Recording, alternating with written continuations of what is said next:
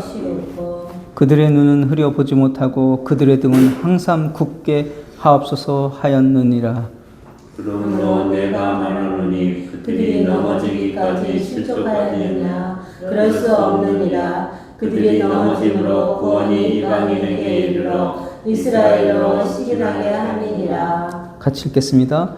그들의 넘어짐이 세상의 풍성함이 되며 그들의 실패가 이방인의 풍성함이 되거든 하물며 그들의 충만함이리요. 아멘. 네.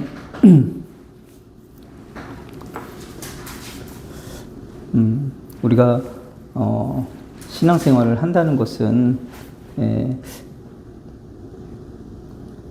성경 말씀을 따라 맺어진 그런 신앙, 그것이 가장 정확한 신앙이 되겠죠. 많은 사람들이 어떤 형태의 신앙생활을 한다 하더라도 그것이 말씀에 입각한 신앙이 아니라면 그것은 바뀌어져야 되고 개혁되어져야 할 그런 신앙인 것입니다. 결국 중세시대에서도 많은 사람들이 신앙의 방향을 잘못된 방향으로 가고 있었죠. 그렇지만 성경을 가지고 루터가 주장을 했고 그것이 그들에게 개혁으로 이루어졌습니다. 그러니까 우리가 성경을 따르지 않는 신앙은 아무리 많은 사람의 숫자가 그 형태를 취한다 하더라도 그것은 바른 진리가 되지 않는다. 바른 신앙의 형태가 되지 않는다는 것을 우리는 꼭 알고 성경을 따르는 신앙을 갖도록 우리는 해야 되겠습니다. 자, 그래서 오늘도 우리가 성경 말씀에서 어떠한 신앙의 내용을 우리에게 알려주는지를 함께 생각해보는 그런 시간 갖도록 하겠습니다. 그런즉 어떠하냐, 이제 8절 보겠습니다. 기록된 바 하나님이 오늘까지도 그들에게 혼미한 심령과 보지 못할 눈과 듣지 못할 귀를 주셨다 함과 같으니라. 네, 이렇게 되었습니다.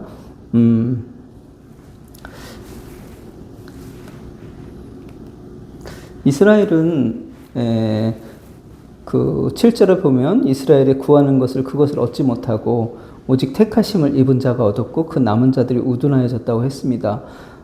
이스라엘은 하나님이 주려고 하는 의를 발견하지 못했습니다. 왜냐하면 그 신앙이 은혜로 연결되지 못하고 행위에 머물렀기 때문에 그런 결과가 벌어졌습니다. 그러면 그것은 그들이 왜 그런 현상이 벌어졌을까 생각해 볼 때 기록된 바 하나님은 오늘까지 그들에게 혼미한 심령과 보지 못할 눈과 듣지 못할 귀를 주셨다. 그렇게 내용이 되어 있습니다. 성경 말씀이 주어졌지만 그들이 그 진리를 그 안에서 발견하지 못했습니다. 근데 우리가 생각해 봐야 될 것이 우리 인간은 죄와 허물로 죽어있는 상태에 존재합니다.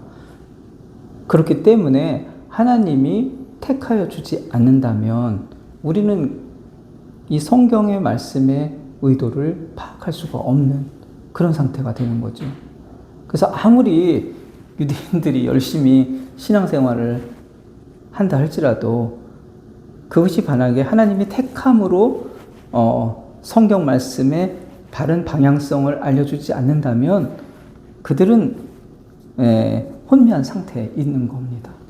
그래서 우리도 마찬가지로 우리가 어떤 진리의 방향을 붙잡는 것은 그것은 하나님께서 죄와 허물로 죽은 우리의 영적인 눈을 뜨게 하셔서 성경의 말씀의 방향을 우리에게 줄 때 우리는 그것을 알 수가 있고 그것을 따를 수가 있다는 것입니다. 그러니까 어떻게 보면은 유대인들이 왜 저렇게 성경을 보면서도 진리를 발견하지 못하고 은혜의 신앙으로 가지 못하는가? 그건 어떻게 보면 그들에게 하나님이 그 눈을 뜨게 하지 못했다는 것입니다. 그죠? 그렇기 때문에 그들은 아무리 최선을 다해도 그걸 발견할 수가 없는 거였어요. 그래서 신앙이라는 것이 그래서 은혜를 고백해야 되는 어떤 그런 신앙을 우리가 갖게 된다는 것이죠. 왜냐하면 이성으로는 그것을 발견할 수가 없는 영역이기 때문에 그렇습니다. 그런데 또 성경에는 그 진리를 담고 있어요. 그렇기 때문에 이게 두 가지가 가능해집니다. 성경 안에 진리를 담고 있기 때문에 어떤 사람에게 왜 진리를 발견하지 못하는가? 성경에 분명히 진리가 들어있음에도 이렇게 얘기할 수 있는 부분이 생기는 겁니다. 그렇지만 그것을 그 안에 있는 보화를, 그 진리를 발견하는 것은 또 하나님이 도와주셔야만 가능한 일이에요. 그렇기 때문에 우리는 또 은혜를 얘기를 할 수밖에 없는 그런 사람입니다. 그래서 이게 어떤 사람에게 왜 당신은 하나님의 뜻에 순종하지 않습니까? 라는 말을 왜 자기의 의를 세우려고 신앙을 생활합니까? 이렇게 할 수가 있어요. 분명히. 아시겠죠? 동시에 또 우리는 그 사람이 그렇게 되는 것은 하나님의 은혜에 의해서 그것을 열어주시기 때문에 가능하다. 이걸 또 얘기할 수 있어요. 성경은 그러니까 인간의 실패에 대해서 인간의 책임을 얘기하고 있어요. 그리고 믿음의 성공에 대해서는 하나님의 은혜를 얘기하고 있습니다. 그러니까 이거 두 개를 아시겠죠? 성경 안에 진리의 계시의 말씀을 담아 두셨어요. 그런데 거기 없었다면 그런 말도 할 수가 없겠죠. 분명히 있습니다. 그 안에. 근데 그 발견은 또 하나님의 은혜로 가능해요. 네, 이런 관계에 있다. 아시겠죠? 그러니까 우리가 이스라엘 사람들에게 왜 하나님의 의를 모르고 하나님의 올바른 지식을 따르지 않는가? 분명히 말을 할 수가 있습니다. 왜냐하면 성경에 그 안에 그것이 있기 때문에. 그렇지만 우리가 그것을 받아들이는 것은 또 하나님의 택하심이다. 또 이렇게 얘기해서 우리가 은혜의 신앙으로 간직해야 됩니다. 이것이 성경에서 동시에 얘기하고 있는 부분이에요. 자, 그래서 8절도 맞는 말이고 9절도 맞는 말이 되는 것이에요. 8절도 맞는 것입니다. 그 죄와 허물로 죽어있는 그 영적인 상태를 깨워주지 않는다면 이런 상태에 머물러 있는 것이 인간이기 때문에 이 말씀도 맞는 말입니다. 아시겠죠? 그런데 또 9절도 맞는 말이에요.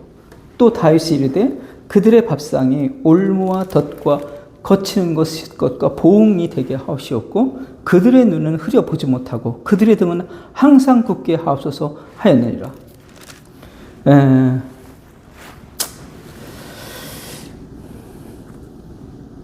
다윗이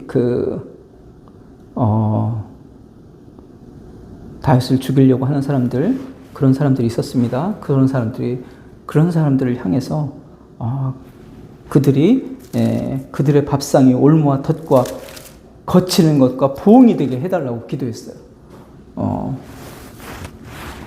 그들은 지금 자신을 잡기 위해서 에너지를 비축하기 위해서 음식을 막 먹고 힘을 내려고 하고 있습니다. 그 음식이 그들에게 올무와 덫이 되게 해달라는 거예요. 그 음식이 힘을 내는 것이 아니라 그것으로 인해서 그들이 탈이 나고 그들이 좌절하는 것이 되게 해달라고 지금 얘기하고 있는 그런 내용입니다. 자기를 원수처럼 쫓아오는 적을 향해서 한 얘기예요.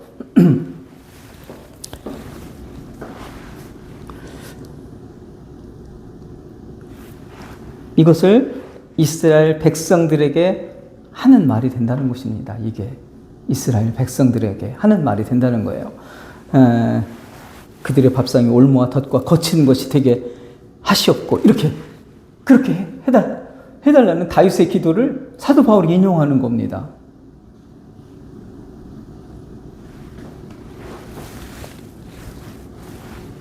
밥상은 뭐예요?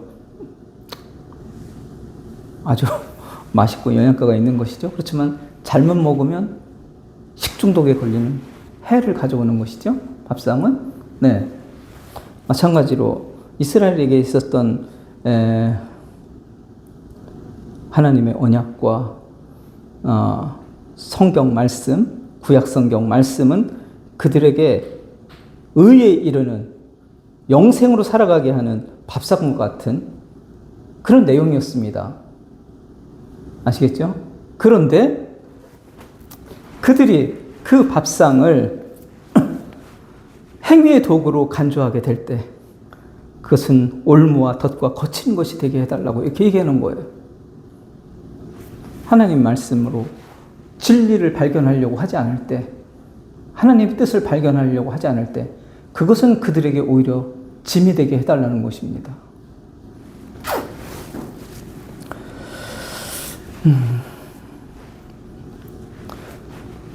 우리가 이 성경 말씀이라는 것이 잘 생각해 보면 성경 말씀이라는 것이 거기서 하나님의 은혜를 발견하는 그런 용도로 사용하면은 여기는 생명의 길이죠. 그렇지만 그렇지 못하게 되면 어떻게 돼요? 수고하고 무거운 짐으로 바뀌어요. 그리고 영생에도 이르지 못하는, 의의를 갖지 못하는 것이 됩니다.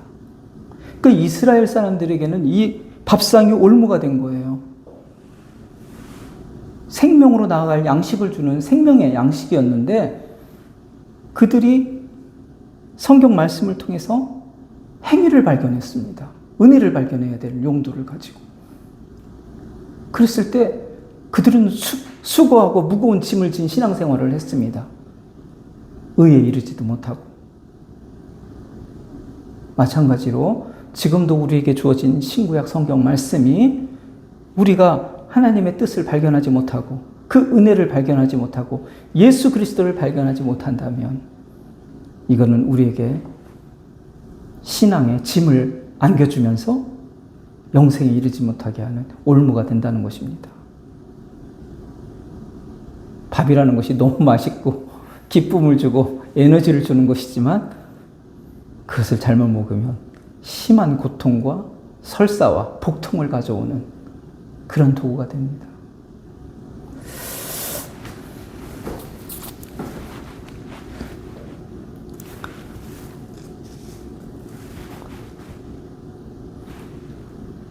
그래서 정말 행위를 유지하려고 하는 사람들에게는 올무와 덫이 되게 해달라고 하는 이 간구가 그렇게 적용되는 거구나. 아시겠죠? 네. 은혜를 발견하지 않으려고 하는 사람들한테는 이게 올무가 되는 거구나. 그걸 우리가 꼭 알아야 됩니다. 그래서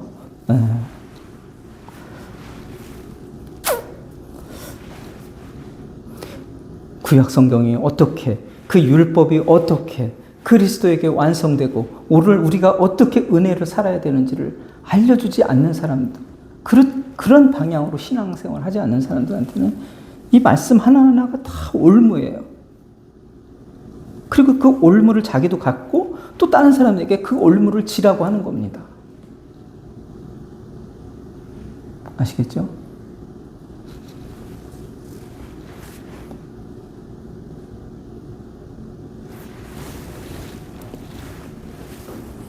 (11조를) 성경 말씀이 있으니까 해야 된다고 하게 되면 어떻게 되는 겁니까? 그러면 그 사람들은 그걸 자기가 올무를 지고 또 딴 사람에게 그 올무를 또 얘기할 거예요. 11조를 해야 된다고. 그렇게 되면 그게 짐이 되면서 동시에 성경 말씀의 진리를 발견하지 못하는 용도로 사용된다는 겁니다. 그렇게 함으로써 그 구약의 말씀을 그리스도가 어떻게 완성하고 우리에게는 온전한 자유와 은혜를 주셨는지를 알지를 못하게 만드는 거예요. 그렇게 함으로써 단순한 것 같지만 그냥 교회 성장을 위해서 우리가 하는 것 같지만 그게 진리를 가로막는 역할을 한다는 것입니다. 구약 성경 말씀이 마치 지금 우리에게 적용해야 되는 어떤 말씀인 것처럼 얘기함으로써 예수님이 하신 역할을 알지 못하게 만드는 악한 도구로 활용되고 있다는 거예요. 우리가 이런 것을 알아야 됩니다. 그러니까 사람들은 진리를 발견할 수가 없는 거예요. 구약 말씀이 어떻게 여기서 현재로 적용되는 건지를 알 수가 없잖아요. 그렇게 함으로써. 그리고 또 어떤 분은 또 구약 말씀이 있음에도 말도 하지 않는 거. 그렇게 하려면 그런 구약 말씀에 있는 걸 다 말해서 지키게 해야 되겠죠. 만약에 그 사람 의대로 구약 말씀이 지금도 그대로 적용돼야 된다고 한다면, 그러니까 이 성경을 알 수가 없는, 그 예수 그리스도가 그 율법을 완성했다는 것을 알 수가 없는 상태로 만들어버리는 그런 형태가 된다는 것입니다. 그러니까 수고하고 무거운 짐을 졌다는 거예요. 무슨 얘기인지 아시겠죠? 수고한 무거운 짐을 진 상태에서 또 진리도 발견하지 못해. 의에 이르지도 못해. 그게 얼마나 안타까운 일입니까?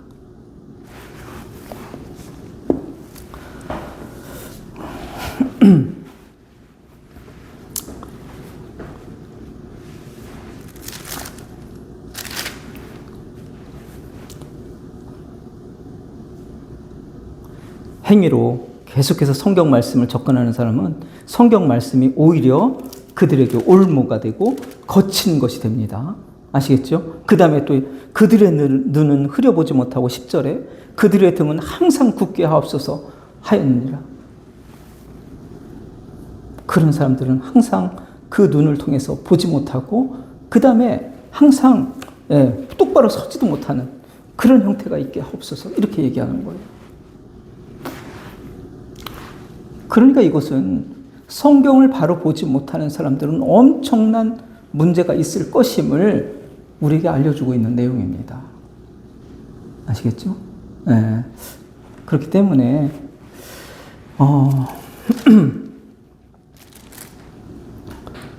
우리가 이 성경의 방향을 어떻게 형성하는 것인가 아셨죠? 신앙생활을 하고, 유대인들은 다 신앙생활을 했잖아요. 신앙생활을 한다는 그 자체 이전에 더 중요한 것은 어떠한 신앙생활을 우리가 어떠한 방향성으로 신앙생활을 하는가, 그것이 더 중요한 일이다. 이거를 우리가 꼭 기억을 하면서 여러분들이 신앙생활을 해주기를 축원합니다.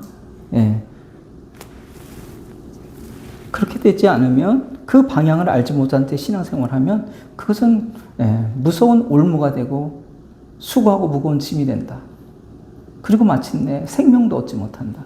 이렇게 생각을 여러분들이 할 수 있어야 되겠습니다.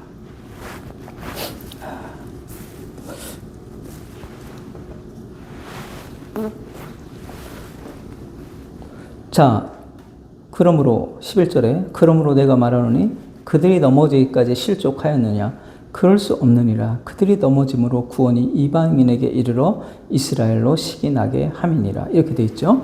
네. 그러면 그들이 넘어지기까지 실족했는가? 넘어지기까지는 넘어져서 일어나지 못할 정도로까지 실족했는가? 이렇게 물어보는 거예요. 완전히 넘어졌는가? 이렇게 묻는 겁니다. 그래서 그럴 수 없다. 그들이 넘어짐으로, 그것은 완전한 넘어짐이 아니라 그들의 넘어짐이 어떤 역할을 한 것이다라고 되어 있습니다. 넘어짐으로 구원이 이방인에게 이르러 이스라엘로 식이 나게 합니다.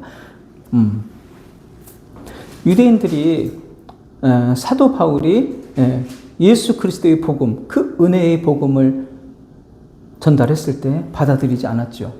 오히려 사도 바울을 만나기만 하면 죽이려고 그렇게 마음을 먹었죠. 그래서 결국 사도 바울은 그 복음이 이방인으로 향하게 되었습니다. 그래서 이방이 그 은혜를 누리게 되어지는 그런 형태가 되었습니다. 사도 바울이 처음에는 유대인들에게 복음을 전하려고 노력을 많이 한 사람이에요. 그렇지만 그것이 도저히 바울 사도가 전하는 그 은혜의 복음을 그들은 받아들이지 않았습니다. 우리는 이 선택된 백성으로 이 율법의 행함으로 의롭게 되는데 무슨 소리 하는 것인가? 그래서 그 유대인들은 사도 바울을 몰아냈습니다. 그래서 복음을 이방인에게 전달을 하게 되었어요. 이방인들은 구원의 빛을 발견하게 되었습니다. 그러니까 이스라엘의 넘어짐이 이방인들에게는 엄청난 또 기회가 열리는 거예요. 사도 바울이 그쪽으로 향하게 되어지는 중요한 또 그런 계기가 되었습니다. 그리고 또 하나, 그들의 넘어짐이 너무나 이방인들에게는 중요한 이해를 갖게 해주는 어떤 상황이 됐어요. 지금도 제가 여러분들한테 이 유대인의 경우를 많이 얘기를 하잖아요. 마찬가지로 이방인들에게 복음을 전할 때 유대인들이 갖고 있는 신앙이 어떤 것이고 지금 그들이 왜 실패 속에 있는가를 사도 바울은 설명할 수가 있었던 겁니다. 이방인들에게. 그러니까 저렇게 하면 안 되는 거구나. 그래서 바로 은혜의 신앙으로 우리가 가야 되는구나. 그걸 알게 된 거예요. 쉽게 이방인들이. 유대인들의 그런 넘어짐이 이방인들에게는 엄청난 기회로 주어진 겁니다.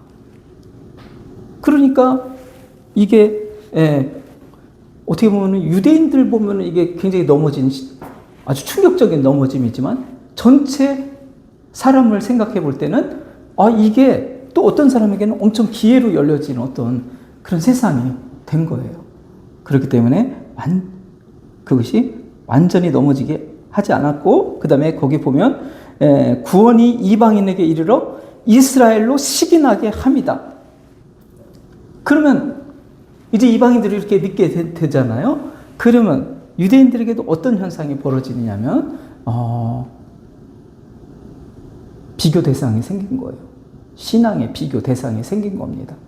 아시겠죠? 전에는 자기들이 믿는 그 세계 속에서만 자기들이 너무너무 잘하고 있다고만 생각하는 어떤 그런 구조 속에 있었다면 이제 이방인들이 많이 하나님을 믿는다 하고 예수님을 믿는다 하면 그 복음을 갖고서 신앙생활을 한단 말이에요.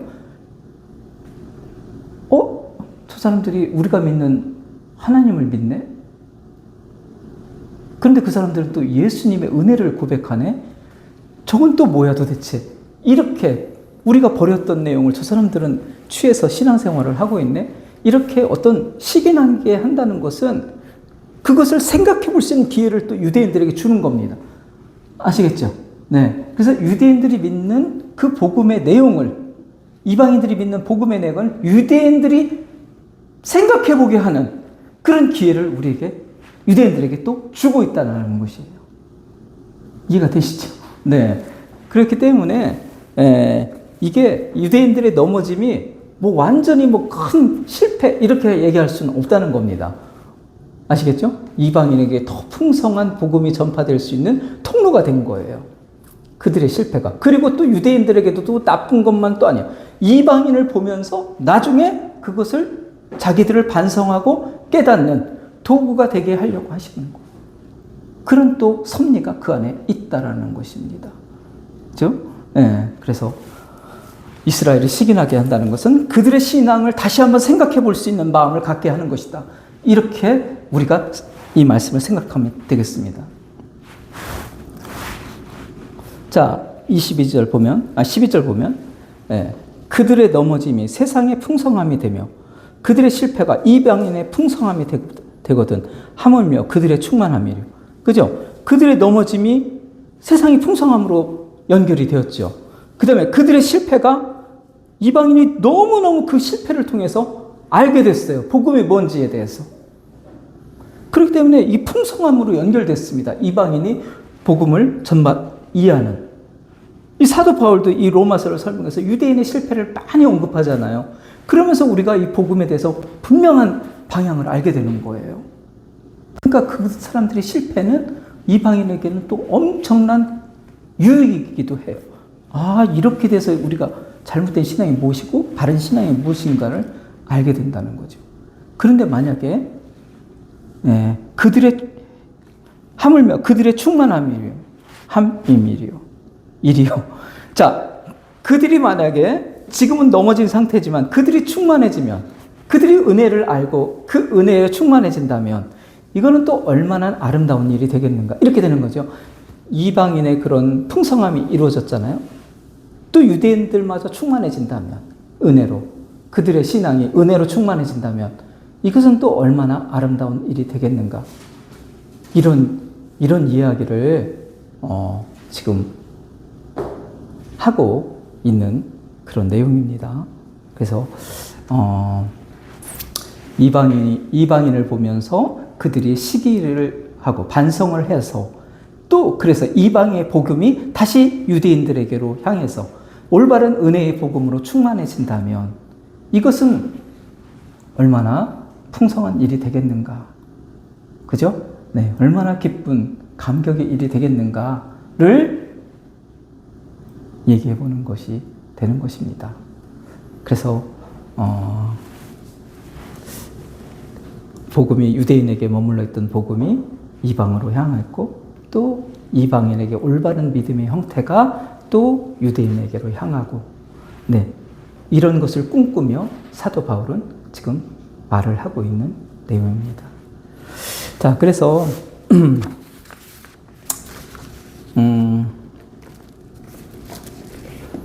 그러니까 이방인들의 그러니까 유대인들의 그런 어떤 실패, 행위 복음에 대한 실패가 결국은 이방인에게 엄청난 예수 그리스도의 은혜를 발견하는 그런 과정이 되었잖아요.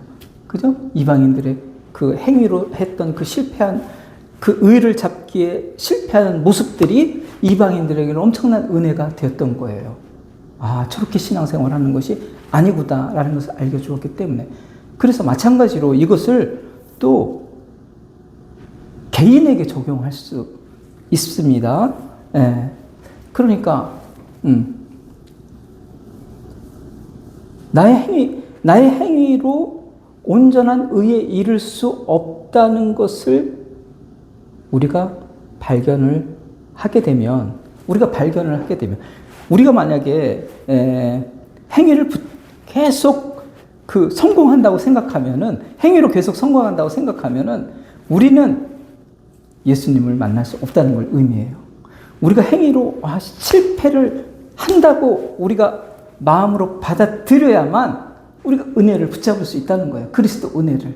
그죠? 그러니까 행위의 실패가 어떤 사람에게, 이방인에게 은혜를 알게 했던 것 같이 내 안에서도 내 행위의 실패를 인정해야만, 아셨죠? 내 안에 예수님이 머물 수 있다는 것을 의미하는 얘기가 된다는 것입니다. 그래서 우리가 은혜와 사랑을 기억하는 신앙이 되기 위해서는 내 행위가 무엇인지 달성할 수 있습니다. 이렇게 하면은 있을 수 없다는 거예요. 은혜와 사랑의 행위는, 나의 행위에는 늘 한계를 갖습니다. 늘 나는 육신으로는 늘 죄인입니다라는 것을 내가 고백할 수 있어야만 됩니다. 아시겠죠? 그렇게 할 때 예수가 머무를 수가 있는 거예요. 행위를 계속해서 자랑하는 곳에는 예수가 있을 수 없습니다.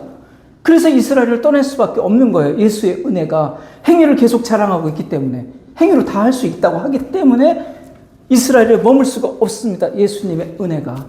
아시겠죠? 내가 행위로 얼마든지 율법을 지키고 하나님을 영광을 돌리고 내가 많은 일을 성취할 수 있다고 하는 자에게는 예수님의 은혜가 머물 수가 없다는 것을 얘기하는 것입니다.